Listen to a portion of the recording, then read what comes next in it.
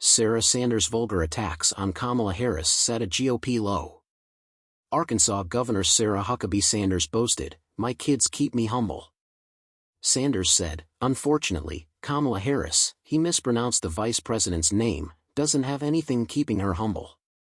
Sanders proves that fatherhood does not ensure humility, so don't accuse the other candidate of lacking it while you're for Donald Trump.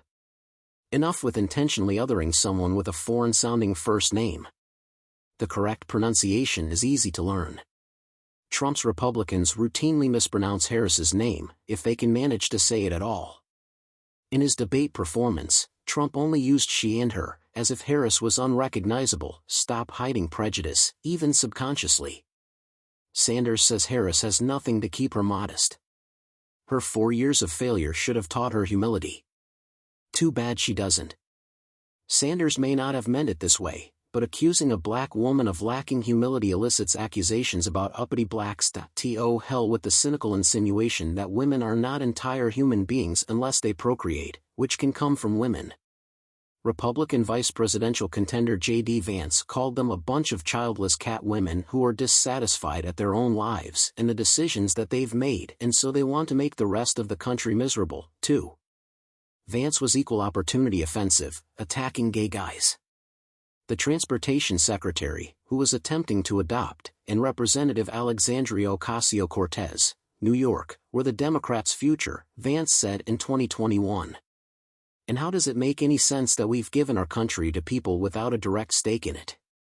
Vance also criticized teachers' union head Randi Weingarten, a lesbian mother by marriage, for teaching without children that year. Catholic nuns, hello? If she wants to brainwash and ruin children's minds, she should have some of her own and leave ours alone, he remarked. The anti-gay animus compounds sexism. You rarely hear criticism of childless male politicians, regardless of sexuality. The disparagement is against women and the idea that they have failed and aren't deserving of citizenship if they don't reproduce. I suppose this column proves my maternal credentials. I have 2 grown daughters. My existence revolves around them until they have grandkids, and they humble me. The first arrived when I was 37, and the second almost 39. I have a reoccurring dream that I am too old to have children. I always wake up sweating. I can easily envision being a childless dog lady. That would not have been my preference, but it would not have made me a less involved, loving, or useful citizen. Every day on the campaign trail, Harris shows more humanity, sensitivity, and ability to connect with individuals than Trump has, despite his 5 children. Her brilliantly integrated family confirms she is not childless. She shows how humans may love non-biological offspring as their own. After Sanders' dig, Kirsten Mhof, Harris's stepchildren's biological mother and Doug Emhoff's ex-wife, confirmed it. Cole and Ella motivate us to improve the world, tweeted Kirsten Mhof.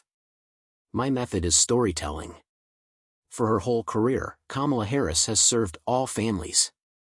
That humbles you. Harris's stepchildren call her Mamala, the best tribute. They pronounce it appropriately.